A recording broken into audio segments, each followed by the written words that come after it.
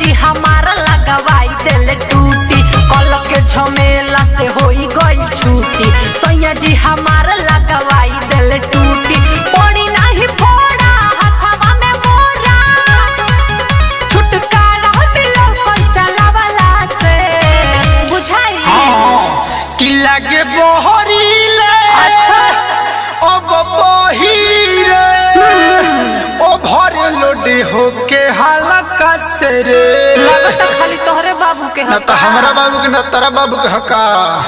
ढेर बोलबो तो थुथुन फोड़ दे। अच्छा कसले बनोट कोने हल्का से रे कसले बनोट कोने हल्का से रे चूहे ठोपे ठोपे पानी तोरा नलका से रे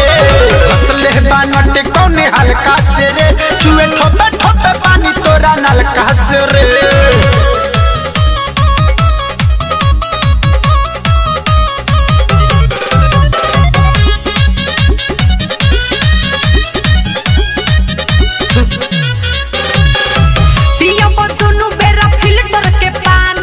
हरदम रही जवानी उनका सामान पथयान न लगावा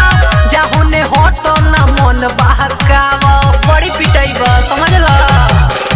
सच कहला पका है खिसियत बाड़ू हो नहीं छुए देते बाड़ू भाव खत बाड़ू हो सब बात सही उहे अब रही नहीं बदलब तहरा कहला से बुझला कि नहीं ठहरी रे अच्छा फेंकी बहरी रे एको ना कितनियो सके दला कला से रे तो कौन गरज बदल कावला के हाँ चली तो दल की ना हाँ कि कसले बनट कौने हल्का से रे कसले बनट कौने हल्का से रे चूहे ठोपे ठोपे पानी तोरा नलका से रे कसले बनट कौने हल्का से रे चूहे ठोपे ठोपे पानी तोरा नलका से रे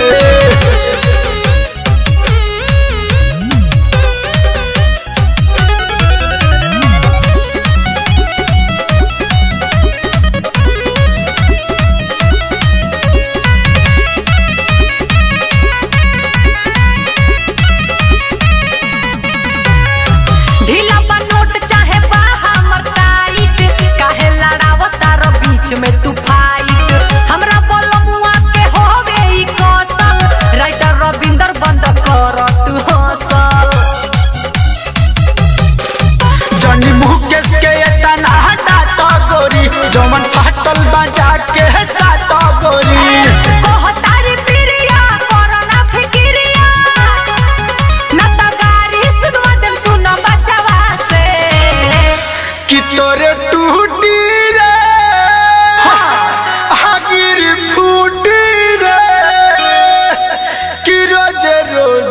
के खोला से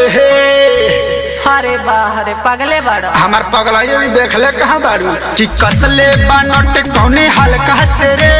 कसले बनट कौने हल्का से रे चूहे ठोपे ठोपे पानी तोरा नलका से रे कसले बनट कौने हल्का से रे चूहे ठोपे ठोपे पानी तोरा नलका से रे करा से कसवा ललू हाँ